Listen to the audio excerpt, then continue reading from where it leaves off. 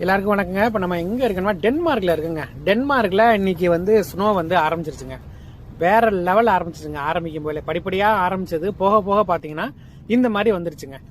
இந்த மாதிரி நேரங்களில் நம்ம வந்து அழகாக ட்ராக் மாறாமல் ஒரே ட்ராக்ல மெயின்டைன் பண்ணி போகிறது நமக்கு ரொம்ப சேஃபான விஷயம். ஏன்னு கேட்டிங்கன்னா நம்மளோட வண்டி வந்து ரொம்ப கிட்டத்தட்ட ஒரு 20 மீட்டர் இருக்கும். நம்ம வண்டி மட்டுமே டபுள் கண்டெய்னர் அப்படிங்கிறதுனால ரொம்ப சேஃபாக போகணும். இந்த மாதிரி நேரங்களில் நமக்கு ஃப்ரெண்டில் க்ளீன் பண்ணுறதுக்கு வண்டி, அதாவது ஸ்னோவை க்ளீன் பண்ணிகிட்டே போகும். அதாவது புல்டோசர் மாதிரி இருக்கும் அந்த வண்டி பார்க்குறதுக்கு. ஒரு வண்டி கார் கூட சைடில் பார்த்தீங்கன்னா உங்களுக்கு தெரிஞ்சிருக்கும், ஒரு ஆக்சிடென்ட் ஆகி கிடக்கும். இதுக்கப்புறமும் ஒரு கார் ஆக்சிடென்ட் ஆகி கிடந்துச்சு. ஒரு ட்ரக்கே வந்து பார்த்தீங்கன்னா எல் அடித்து கிடந்துச்சு.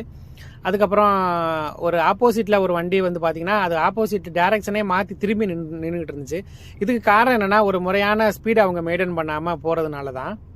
இன்னும் என்ன மாதிரியான விஷயங்கள் வந்து ரோட்டில் நடக்குதுங்கிறத நான் உங்களுக்கு அடுத்தடுத்த வீடியோவில் காட்டுறேன். டாடா, பபாய்.